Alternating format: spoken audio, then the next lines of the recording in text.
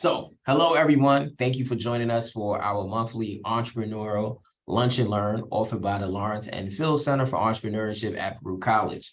I'm Gary Smalls, the program coordinator here at the Phil Center.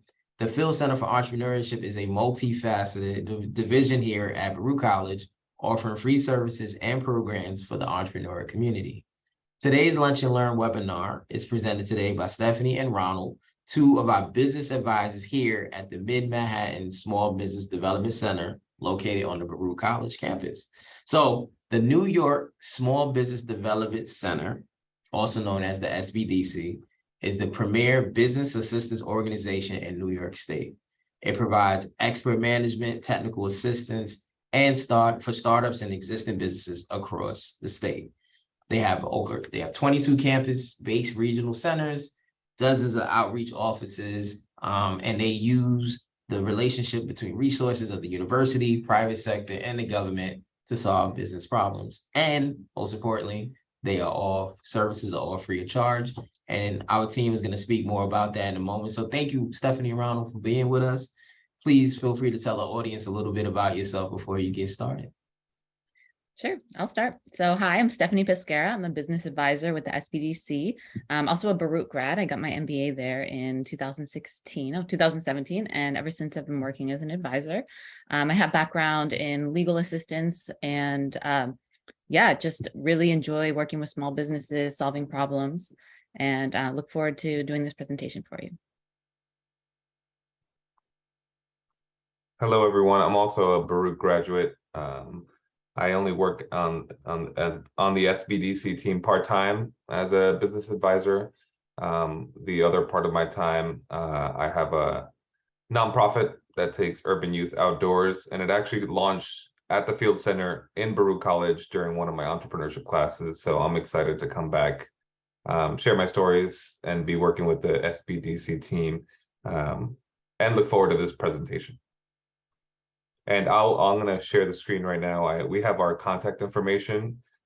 We could share it later also, but just so everyone knows, this is our information.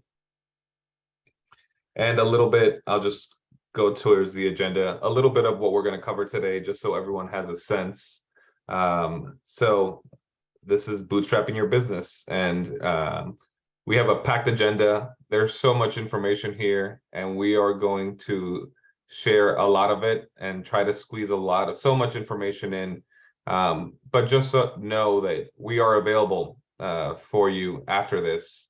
You could set up an advisement session, and I'll let Stephanie talk about how you connect with us. Yeah, absolutely. So we have let's see, this was our introduction to SBDC. Gary kind of went over what we do. We do one-on-one business advising. So that's what sets us apart from other business assistance programs, and the fact that we're operated out of colleges and universities. So some additional services beyond business planning, financial projections, all the typical things people need to do to start their business. We have a pro bono lawyer and an accountant that do one-on-one sessions and give advice. That's very useful for more in-depth information about business formation. Can you move to the next slide? So the client and advisor relationship is unique. Each business has its own unique challenges, and we really try to meet the needs of what you're dealing with.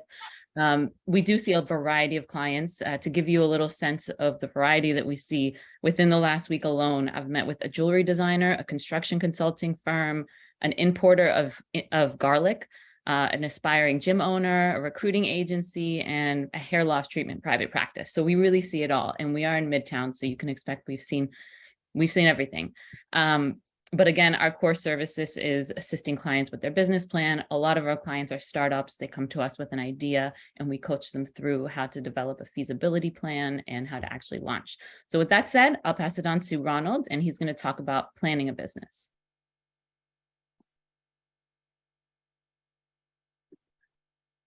Yeah, so like Stephanie said, we work with businesses at all stages, and a lot of startups that are just in the idea phase as well, and some students that are ambitious and want to get started early. So we want to share some tools that are available to you for planning your business. So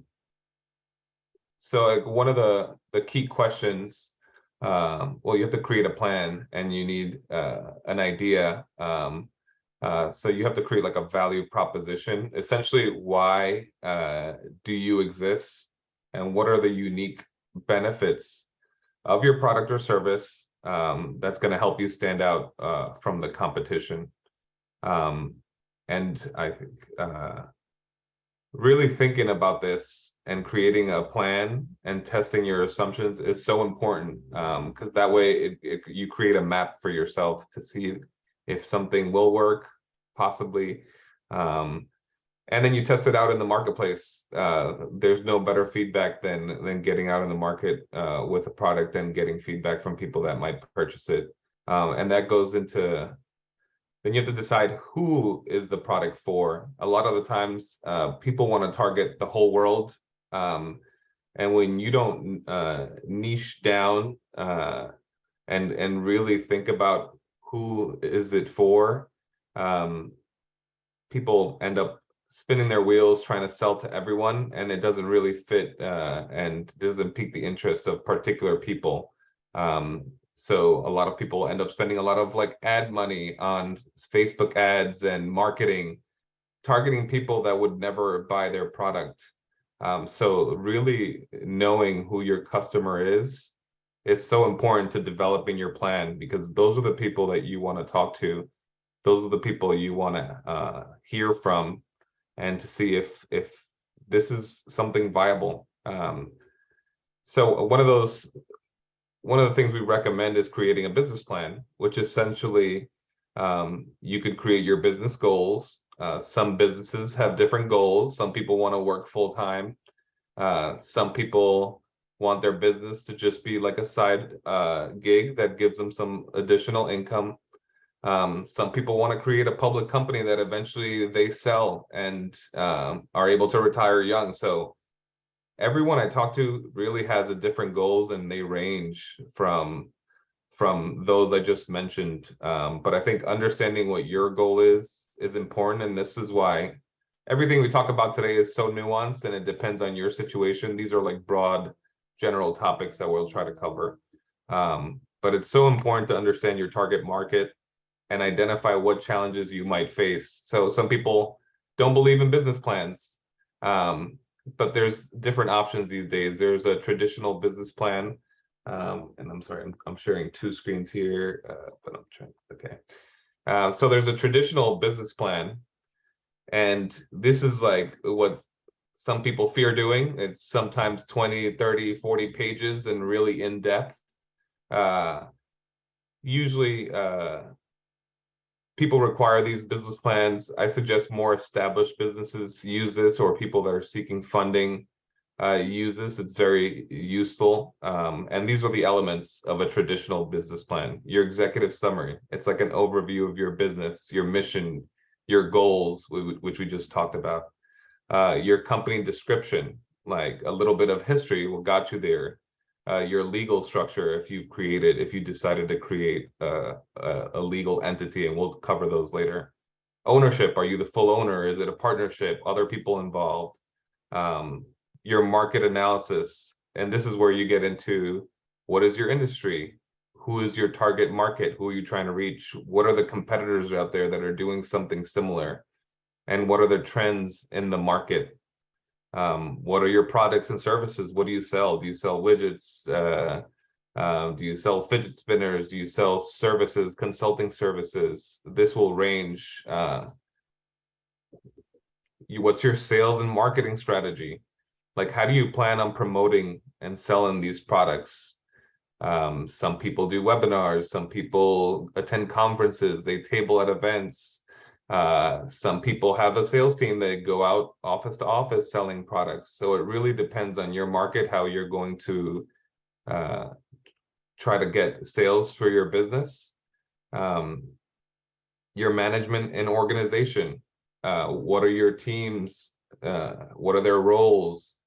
What is your organizational structure? Do you need a customer service team? Are you a one-man show or one-woman show that could handle the clients, do the marketing? I mean, some people have one-person businesses and they handle every aspect of their business, from teaching, selling, social media. If you don't have time, or that's not the type of business you want to create, you got to start thinking about your organizational structure. Who's going to handle sales? Who's going to handle marketing? Who's going to take the product to the post office? Who is going to create the product? Who's going to package it? All those things, depending on your idea, you need to think through that whole journey on the back end of your business. Financial projections. This will go into available funding sources later and bootstrapping, but having a sense of how much all this stuff is going to cost you. How much is it going to cost you to make a product? How much does it cost you to ship it? How much does it cost you? Because at the end of the day, you need to run a profitable business that needs to make sense financially. And there's no better way of doing that than just mapping out these costs. Your telephone is going to cost you X amount. Insurance is going to cost you X amount.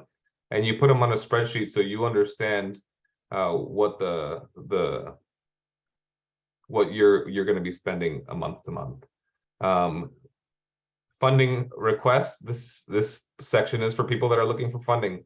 Some of you might not look for funding and want to run your business from your own funds, but we'll go over funding later. The appendix usually includes more market research. Sometimes they ask for your team members' resumes.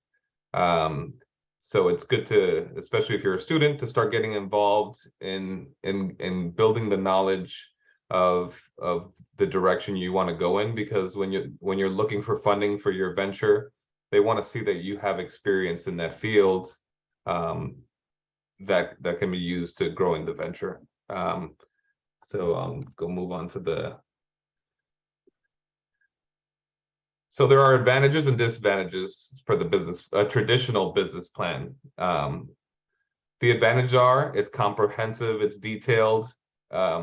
It's usually suitable for larger, more established businesses when they're seeking funding, as I mentioned. But it does help you identify your potential problems and setting like measurable goals for your business. There are some disadvantages though. Like I said, 20+ pages sometimes can be time consuming and expensive to create. It could become outdated, so you need to keep updating. Market forces change the market. Some people go out of business. Market trends change, the economy changes, interest rates go up, so it makes some businesses harder depending on what you rely on for your business. And sometimes this approach might not be flexible enough to accommodate those changes. So a popular alternative that exists now is called the business model canvas. And instead of having 20 pages with all these details, you have a very focused one page. And oh, sorry, I didn't change the slide here. This is the business model canvas. So it's one page, and the tool is supposed to let you refine your business model and think of all the key elements and their interdependencies in one page. It doesn't include the detailed financial projections, etc., and all the information you will likely need for funding business if you want to go get a loan. But it covers key aspects that are similar to your business plan, but you try to put it on one page. So like customer segments, who are you targeting, the problem, the solution, your key activities, what it's going to cost you, where you're going to get your revenues from. And this is something that's meant so that you could put all your assumptions in one page, see if it makes sense, and then start testing those assumptions. And here are some of the advantages of this lean method, which we shared a link. You'll find it on the slides. There's a link to a lean business model canvas builder. So don't worry about that. We'll send you the link. The advantages, it's more streamlined and flexible. Focuses on the essential aspects of your businesses. I say it's ideal for entrepreneurs because some people get hung up on creating such a detailed business plan that they never take action or use it as a reason for not starting and interacting with the marketplace. And I feel like if you have something, if you're not looking for funding yet and you're bootstrapping, or you're just thinking of idea, I think putting it on one page, as simple as possible to get started, is very useful. Also, it could be changed and updated. It's one page, everything's there. The disadvantages, it might not be enough detail to get lenders, which I mentioned. It might not be suitable for complex operations. So this is a good tool to use for simple products or services. But if you have a very intense supply chain that involves international trade, etc., this probably won't be a useful tool. And it also leaves out the potential risks and challenges, which are more thought out in a comprehensive traditional business plan. And since you don't have like those financial projections we mentioned, it might not be a clear path to profitability, but you have a sense of like how your business would work and how these things interact. And I keep talking about interacting with the marketplace. So this is when you have an idea in your brain and you're not sure if it's going to work. Part of the lean startup methodology is talk to your customers. When you have conversations with people that might potentially buy your product, you can learn so much. You could learn whether your assumptions were right or whether they were wrong. You could learn the concerns that the product brings up for your potential customers. They'll give you feedback on whether they think it's great or they think it's a horrible idea. And I think the goal is to have as many customer interviews as possible, so you learn whether or not people actually need your business and whether there's a there, whether the market is eager to have your product or service. So I think it's definitely important to engage with marketplace, the real world, people that might buy your stuff, just to get all that valuable information. And you can make tweaks. It might not be for everybody. You might be asking the wrong people, but during these conversations, you learn, you get more and more refined on your customer segment. They'll be like, okay, some people don't like it because of this, but I'm going to focus on this group of people that loves it because of that. So that could vary, but having these conversations are important because they're live feedback, and it's social media and technology have made it so easy to have these conversations. You could check comments, you could have surveys, but there's nothing better than like one-on-one conversations, because body language, the nuance, digging deeper is so important, especially in this phase where you're learning and continuously as you grow your business. Bootstrapping, I'm not sure if any of you heard of this term, but essentially that means funding your business without loans, maybe loans from your family and friends, but trying to save your money and start your business and grow it organically, slowly but surely over time, and just generate revenues to cover your expenses and keep growing. The reason this is an attractive option is some funding is attached to giving equity in your company. So they'll lend you money, but they want a percentage of your company. So essentially you're sharing the control of your baby that you're creating. So some people don't want that. And sometimes the preference is to grow slowly and organically and not go for equity financing or loans that have interest rates, especially when you're not sure what your cash flow is going to look like. So some people prefer to start their business and bootstrap it so that they don't have to worry about making interest payments on loans and giving up control of their company. So that's something you have to consider. And it depends on your industry as well. Some industry require for you to get loans to buy equipment and to build capacity and to hire staff. So bootstrapping is not for everyone. Just a quick time check, Ronald, because we have lots of. Oh, sorry. Okay, no I'll let you go into cash flow. Yeah. Essentially, my advice for cash flow is make more than you spend and own more than you owe. But I'll move on and I'll skip the resources. The resources will be available. These are links. Baruch students have access to these databases. I would suggest you explore them, but we'll share them later. I'll pass it on to you, Stephanie. Sorry about that. Thanks. No worries. Okay, great. So once you've identified a viable business opportunity, there's two main things to consider. How much money do I need and how can I get it? So a general rule of thumb when developing your startup budget is to develop it, number one. Second, double your assumed cost and half your assumed revenue. So this is going to help you not be one of the 50, 80%, you hear just different statistics of startup businesses that fail. You want to start with a large amount of capital and a buffer just in case there's a downturn, something happens, a pandemic, and you need to access funds to be able to survive. Okay, so before we get into the specific funding sources, I want to point out and really drill home, there's no one size all funding strategy. So each business owner and each business model is unique. Therefore, you'll all have different options available to you. So take a minute to look at the categories listed above: brick and mortar, professional services, e-commerce, tech startup, and try to identify where your business or your business idea might fall. So do you notice a common theme there? The common theme is all of them involve bootstrapping. Why is that? Well, there's no free lunch. Before investors or lenders or even partners are going to take a chance on you, they want to see that you're resourceful, you're due diligent, you've done your homework, and you have skin in the game, which means you put your own money and resources towards funding the business. Okay, next slide.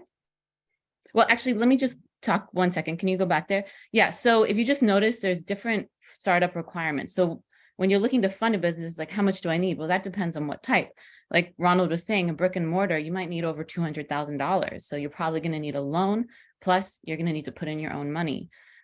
Versus professional services, you don't need a lot to start up. The amount of expenses that you have is going to depend on your sales. Once you get a contract, okay, time to spend money on contractors, on services to be able to perform those services. Tech startups have an option to go the incubator and accelerator route, which ultimately leads you on a path towards angel and VC investors. And I'll talk about that a little bit more in depth. Okay, next slide.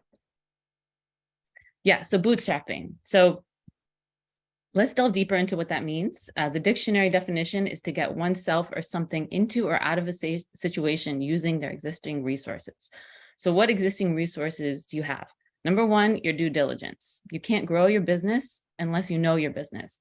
So that's why it's critically important to do all the things that Ronald was explaining and actually put time into proper planning, set milestones. Businesses grow in phases. So you need to know, what phase do I need to get to, whether it's revenue, whether it's number of customers, in order to keep going, in order to prove that this is a business that is profitable and it's worth moving forward on. So do your planning, make your own business plan. Do not go on Fiverr and hire somebody to write your business plan. Same for projections.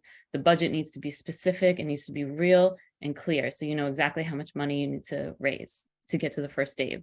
So another resource you have is your labor. Right? This means skin in the game. And people might not want to hear it, but salaries and day jobs really, really help start businesses. Realistically, the vast majority of clients that I see are starting their business based on their personal savings. Just saving up over time, personal budgeting skills, start early, and don't get overwhelmed. That's why it's important to do the budgeting and the planning, because you'll at least have a number that you need to get to. Okay, I need 25,000 in order to properly launch my minimal viable product to make sure that I start this business that's potentially viable. That's a number to reach. If it takes 2 years, if it takes 3 years or 4 years, so be it. You at least know how much you need to put forward. So skin in the game is a big, big deal. And yeah, it's just the most common way. So another resource you have is your networks. You could rally friends and family. This is not an option for everybody, but I do see businesses launched through investments, gifts, personal loans from friends and family. Benefit is that you can be very flexible with the payment structure. So some families say, I won't charge you interest. Others say, well, you don't have to start paying me back until 2 years or until you reach a certain level of revenue or a certain level of profit. So you can customize that accordingly. Of course, they need to be aware of the risks associated with that. It could damage relationships. What happens in the case that the business doesn't go well. So certainly something to consider. Another resource you have is your own sales and negotiation skills. And this has to do with gathering a team. So getting people to work for your business before it's really profitable enough to pay them. How would you do that? Well, there's a couple options. One is called sweat equity, when somebody works for free in exchange for a % ownership of the company to happen at a later date. Another way could be commission. So if you need somebody to do social media and you're a millennial like myself and have no idea about TikTok and you want to hire somebody to do that, I can pay them a commission based on the direct sales that they generate. So you don't have to put that upfront capital to pay them. Bartering is another way as well. We can exchange our skills, but ultimately you need to figure out how to get people to believe in you, to trust you, and to want to join your team. Okay, so grants and competitions is another option, another way that somebody can get some money to start up their business. Now, I will say we see a lot of people coming in to ask about grants. They do exist. They're hard to get.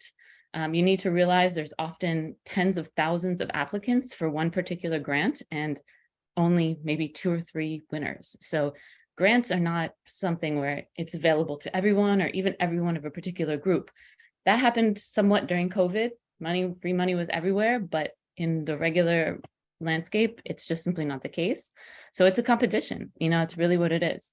I have a short list here of some that I pulled up from an article that was written recently. Some well-known ones is the FedEx grant, the Sephora Accelerate, Hello Alice is another one. Halstead grant is for jewelry. So you'll notice when you start to look into this that grants are based on industry or specialty. So jewelry, fashion, or a particular demographic. So those are options, but my advice to you is get every week, if this is the strategy you want to take, every week, Google, do your research, do your homework, and see which ones are opening, because they'll open up, they'll close, you need to really stay on top of it. Business plan competition is wonderful. The New York Public Library holds a yearly business plan competition, and you can win up to $15,000. I actually had a client win in 2018, so that was really exciting. She got first place. Pitch competitions, search Eventbrite, put in there pitch contest, and you'll be surprised. There's a ton of opportunities. And, the business plan competition and the pitch competition is great because even if you don't win the money, you still have something at the end of the day to show you have a business plan or you have more skills and more experience in pitching. Incubators and accelerators. So that's another option for startup funding sources. And these are programs basically designed to get you prepared to pitch in front of investors. So angel investors or VCs. They provide mentorship, funding between $25,000 and $200K, community and investors. So this is not for everyone. This is specifically for kind of tech business, software service, marketplaces, fintech. Depends. Again, this is really something every month. If this is a route you want to do, you need to really research which one's the right fit for me, which ones are opening up, when are the application deadlines, like start making an Excel chart with just naming all of them when you need to have your application in. But these are amazing. Some of them do take equity. So the Entrepreneurs Roundtable Accelerator is a very well-known accelerator.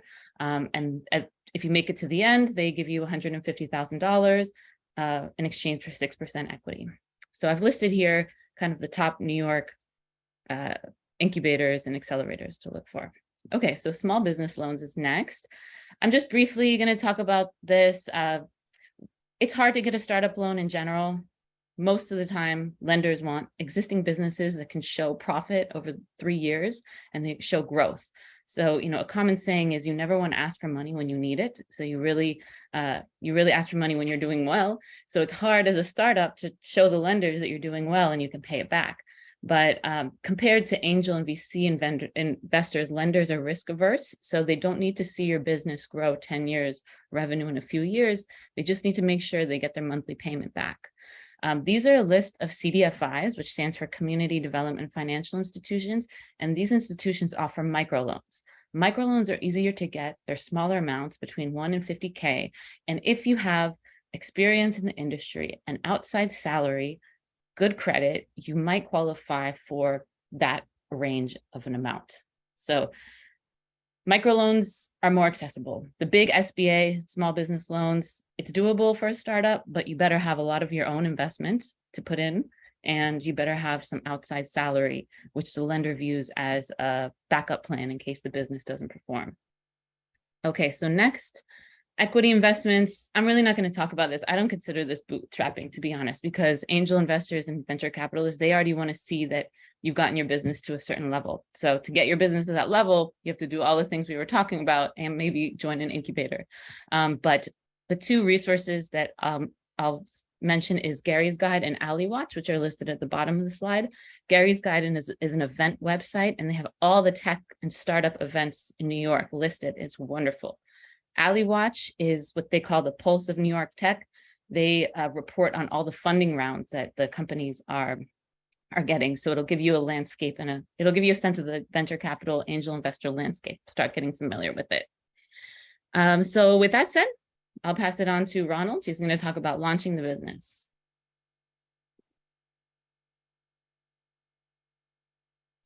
Thank you, Stephanie. So I'm just, we have a couple minutes here and still a lot to cover. Again, I'm going to share a tool that will cover this slide and essentially create a checklist for you. The New York City Small Business Department has a checklist that, and I'll share that in a second. But once you've decided on your business idea and you've devised like a work plan and financials, the next step is to form your business. And there are some compliance requirements at different levels of government to have a formal business entity. And you're going to want to decide what kind of business do you want to form. There's different options. There's sole proprietorship, there's limited liability company, and there's corporations. So depending on the type of business you are, you will decide what kind of entity you need. The sole proprietorship is the simplest form of business ownership, where you operate your own business. You're personally responsible for all the debts and liabilities of that business on your personal taxes. People who have businesses where they want to limit their liability usually use an LLC, which is like the most flexible business ownership type, where you have members, but it's called a pass-through entity because it's a simplified form of filing your taxes. It's a Schedule C on your taxes, instead of having its own separate filing like a corporation would. There are publication requirements for any type of for the types of entities that you set up. Some of them require you to put an ad in the newspaper letting people know that this business was formed in New York. You have 120 days to do it. It has to be posted for 6 weeks, and at the end of those 6 weeks, the newspaper sends you an affidavit of publication, and you send that into the Department of State to have that requirement met. The tool I wanted to share with y'all about business licensing is it depends on what type of business you're going into that you might need a license. For example, New York City provides licenses for food establishments, contractor, dealers. The state provides permits for real estate brokers, accountants, barbers, cosmetologists, liquor licenses for restaurants. At the federal level, they have like the FCC if you want to start a radio station or a television broadcast. They have the Department of Transportation if you want to get into like commercial trucking and interstate commerce. So it really depends on your business, what kind of license you will need. And I'll show you this New York City Business Wizard, and that's the website on the bottom. Essentially, you create a scenario, they'll ask you questions about your business, what industry you're in, how many, will you have employees? etc. And they give you a customized checklist of what you'll need to launch that business. So this is a very useful tool. You'll have a checklist. It will cover EIN, the tax department, and what it won't cover is telling you that you need an accounting system. So a lot of businesses use QuickBooks, for example, but there are competitors out there like Wave Apps and a couple of others that are really useful, and a lot less expensive, but not as robust. So there's a trade-off. You have to open a business account. You want to make sure that when you set up your business, there's a division between your personal expenses and your business expenses, because they call it breaking the veil of limited liability of a corporation. If there's intermingling of funds and you don't comply with the rules and regulations, you will lose your protection that the company provides to you. So be very careful. That's why we suggest everyone get their EIN number, which is essentially your company's like social security number, and get a business bank account and keep your personal expenses separate from the business. All the other things you can find on this business wizard.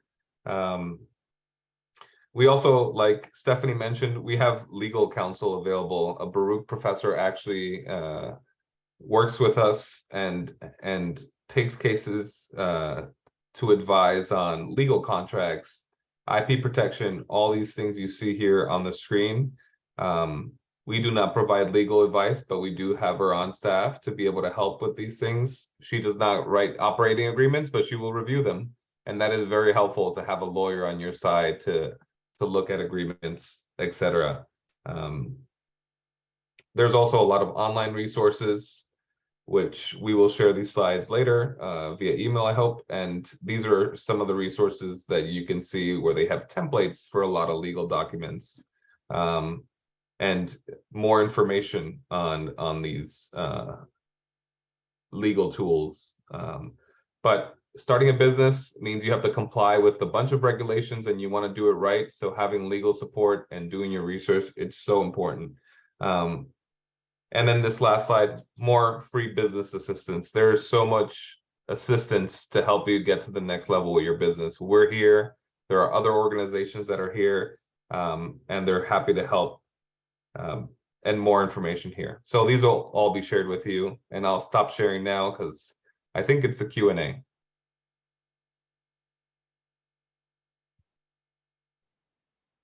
Thank you, Stephanie. Thank you, Ronald. I'm with you guys every day here at the Phil Center, so I'm fully aware of all the resources that you guys provide. You guys took a wealth of information and got it down to such a little bit of time, but you guys are like amazing at what you do. So any questions that are in there, I'll curate those, and as they come in, first question I have for you guys: what is the biggest, I would say, obstacle that you see as you work with people one-on-one that stops them from getting started? Like the first thing. Stops them from getting started. I think milestones. I think sometimes people see the end goal and it clouds their vision to not be able to see all the steps and milestones that you need to take to get there. So breaking down the big vision into bite-sized pieces. So that can be, the first stage is acquiring 15 loyal customers, for example. What do you need to do to get there? Focus on that. How much money do you need? What resources, what time, what, assistance? And once you get there, you move to the next step. Awesome. And yeah, Ronald, definitely, please. Yeah, I agree with Stephanie. Having a map essentially to follow to see if you're meeting your goals, but also finding, I think it's the value we provide as advisors. A lot of people don't know many entrepreneurs. Most people are employees. So having a network of creating community around entrepreneurship, there's meetup events, but there's also business advisors like ourselves that can have these conversations about marketing and strategy. Some people don't have that at home. So sometimes we're just a sounding board for people that don't have a network of entrepreneurs, and the fear attached with taking a leap and a faith and being your own boss is pretty strong. I mean, we have a culture of like find a job and work there and then retire, not create your own business and be in control of your destiny. So there are a lot fewer entrepreneurs than employees, and finding community is difficult, and having conversations about these topics, sometimes you're on your own. So it's good to find networks. I'm so happy you both brought that up, right? Because sometimes as entrepreneurs, we look at the big monster of starting your business. And a lot of times the business that you're trying to start, someone has already done it, right? So it just could be as simple as being intentional about being in community with others that can really help you on this journey, like to make it not as scary, right? Because sometimes it's not as scary as you think. But just a little step here will kind of get you. And that networking is so big. And I'm glad you brought that up, Ronald, because, you know, like you said, not a lot of us have entrepreneurs in our backyard that we can tap into. So, you know, having you guys and having other entrepreneurs can kind of help to take the scariness out of this journey, right? I have a question. Where do you find community, which is kind of related? And I would suggest the chambers of commerce are great. They do a lot of networking events. There's a Manhattan Chamber of Commerce. There's a Greater New York Chamber of Commerce. And then I recently learned there's like neighborhood chambers as well. So like Greenwich Village, right? So you can find these like local groups of business owners, and they do like weekly, just, you know, networking sessions. So yeah, and also depending on the niche that you're in, like if you're in tech, there's networking events that you can find on Gary's guide, which is the guide that I referred you to. If you're in fashion, there's, you know, specific groups for that. But yeah, use Eventbrite. Eventbrite is amazing. Meetup groups. You'll find a lot of stuff on there. Awesome. We have a question in the chat that says, among the businesses you have provided assistance to, how many trademark their brand names and logos prior to fully launching? Good question. Yeah, very few. And a big reason is the financial burden of hiring a lawyer to do the trademark application. So the trademark application is done through uspto.org, and that's the resource for all things IP when it comes to business. I've only seen one client successfully do her own trademark application. It's very it's just, you have to be really attentive to detail. Lawyers do it, you know, they understand this. Trademark is not that logical. It's kind of a theoretical concept, and they can advise you on whether or not what you're trying to trademark is actually trademarkable and the best way to do the application.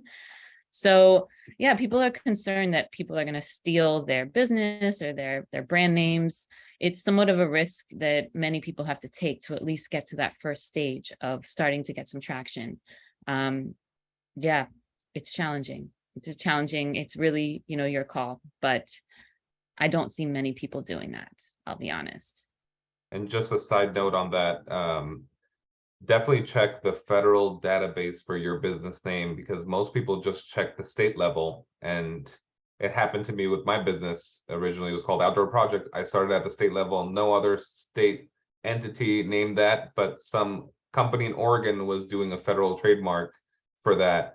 And it's already starting to be processed. So make sure you check your state and the federal USPTO for your business name. But you don't have to do it up front. And sometimes they actually require proof of the use of the trademark. And if you don't have a website, or you don't have any sales page or e-commerce or history, then you wouldn't be able to get it anyways. So I wouldn't use that as a reason not to get started. That's awesome, because, you know, working on the campus, being here at the campus, we have a lot of ideas, especially here at the Field Center, where so many students have so many ideas. And one of the biggest things that many students are afraid of is someone stealing their idea, right? So I think that question was inspired by that, because a lot of people want to protect their ideas, especially when we really believe in our ideas and we really think they're going to be the amazing things they can be. We want to protect them. So I'm glad you guys were able to answer that question. There's another question in line with that. What are some tips to protect your business from people who want to change the vision to gain financial support? Do you mean like investors? Or that was from Thorn. Yeah. So Thorn, if you want to elaborate on that, that'd be cool. Sometimes for people want to change the vision to gain financial support. Yeah, that sounds, you can correct me if I'm wrong, it sounds like after you pitch or you get investors who are interested, they may sometimes want to tweak things. And you could always be clarity on that. Yes, from investors. Yep. You're bringing on investors, you might be bringing on a boss, to be honest, and it's not great. It's people don't realize that, but yeah, you want to pick your investors very carefully to be people that you can work with and collaborate with. They should have skills and resources that you don't have, maybe connections to the industry or connections to other investors. They should give you guidance. If you feel like you brought on an investor who's just trying to get financial gain and change your whole business plan, I would reconsider taking money from that person. Yep. And then just to add, this is where it's beneficial to be very clear on your personal goals for your business or your mission or the value you're going to create, because if you're not sure, then other people are more likely to take advantage. If you don't have clear boundaries, you will go with the flow thinking any money is good money because you're making it. But if you have your own goals, you have very clear vision for what you want to create in your business, then there's a higher likelihood that won't happen because you've set up boundaries. You're willing to have difficult conversations about why you created it, how you envision it. And sometimes that'll mean saying no to opportunities. And that's such a good point, right? Because especially when you are bootstrapping, right, and you are limited on resources, it's kind of hard to say no to $100,000 or $500,000 when you don't have it. When you're looking at your expenses and you're looking at your accounting, and you're like, wow, I can really use this influx of capital. But sometimes the source where it's coming from is not always the most, right? When you think about long term, most of us, and hopefully we're thinking long term about our businesses, not just quick fixes, but being very mindful about who you're bringing on is such a good point, guys. So I thank you for that. There's also, and you guys mentioned this in the beginning, that I found it to be extremely helpful even for myself, was really narrowing down your target market, right? Because I know sometimes as new business owners, it's who's your customer? It's like everybody. And it's like, no, like, so aside from meeting with one of you guys, what are some suggestions you would give to someone who's really, really having difficulty narrowing down their target market? I think of it as the lowest hanging fruit. You can always sell to the other customers later, but who are the first customers, the real advocates, the ones that are going to tell their friends and that are so super excited about this product because it is perfectly made for them? That's where you can start with that niche, and then, expand out. And once the business becomes more well-known, other target markets will come in. So there's target market, and then there's customer segments, and customer segments is like even more specific and detailed than the general target market. So yeah, think of who your biggest fan is, like the one who's shouting from the rooftops, like, this business is great. So. And usually who's giving you money in trade for the value you're creating? If the paying customer is the one you want to focus on, and how do you get that's why learning and feedback from your customers, people that have actually paid you money, is so important, because they could tell you what problem you solve for them, and you look for other people with that problem.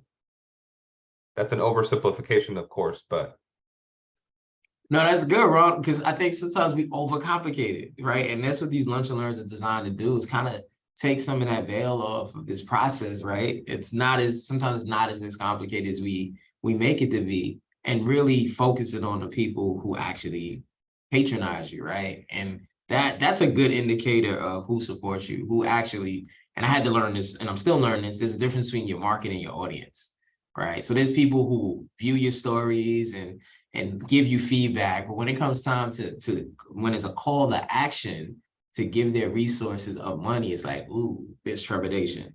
So being very mindful and getting feedback from people who spend money is it's a real good indicator. And that's a great point, guys. Someone asked for, and we could put this in there in the chat, they asked for the email that they can send to, so they can schedule an appointment with you guys. So we can always drop that in the chat. Yeah, I just dropped in the link where you can fill out an online form. Awesome. And you'll get an email for appointment. Awesome. This is a great question from one of our international students. I'm an international student. Can I start a business on my F1 visa? This is really tricky, and we get this a lot. So technically, you're allowed to start a business. Nobody's going to stop you from creating your LLC and making the company. But once you start paying yourself from the business and essentially working for your business and creating a job for yourself, you've then violated the rule that you're not supposed to work in the United States on certain visas. So if you have that prohibition, you just have to consider this is, you're creating a job for yourself. So it's a little bit in conflict, but I honestly have not been able to arrive at a very clear answer. Speaking to immigration lawyer I advise you to speak to an immigration lawyer about that, because each visa is unique, but that's kind of the theoretical issue in starting and running a business. I know a lot of people do it, they certainly do. So that's what I heard. You can own an asset like an entity, but you can't be an active in the operations. So you can own real estate, a company that other people work in and develop and actually do the day-to-day operations, but you cannot be creating a job for yourself. Okay. Right. And once again, legal counsel is always great to get on matters like this, right? Because everybody's situation is specific. So definitely get some legal counsel on that. We have many students and many viewers who may want to start an online business, right? So one of the questions that came in is it realistic to start an online business with $300?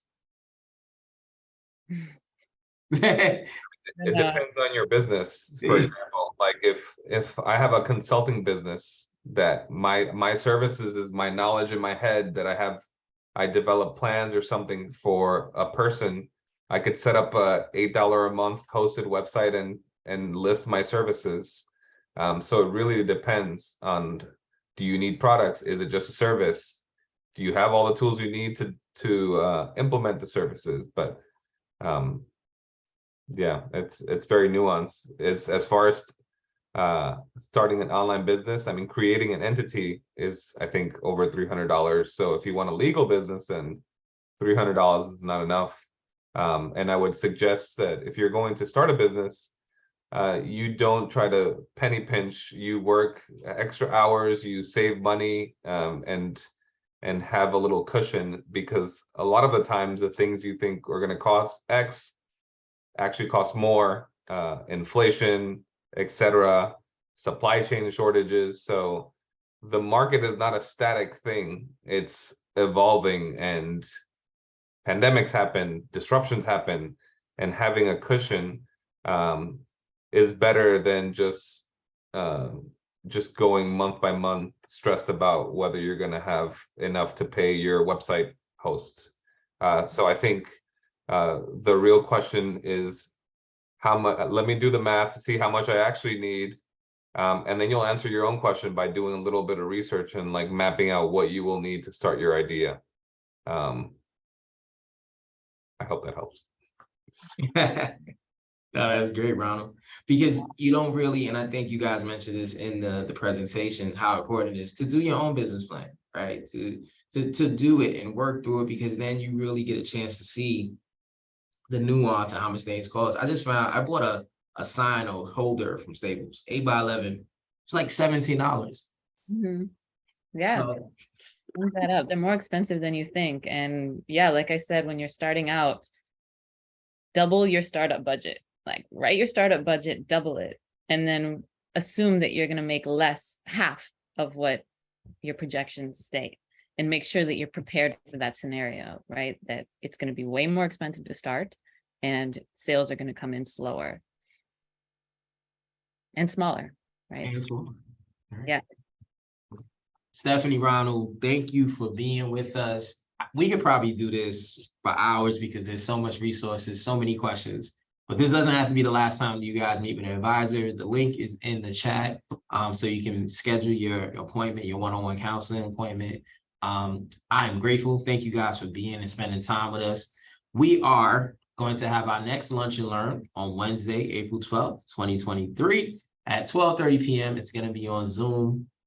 This one's going to be entitled How the Power of Mental Wellness Can Help You Flourish in Your Entrepreneurship. Thank you, everybody, for joining. Stephanie, Ronald, thank you for being with us, and we see you at the next one.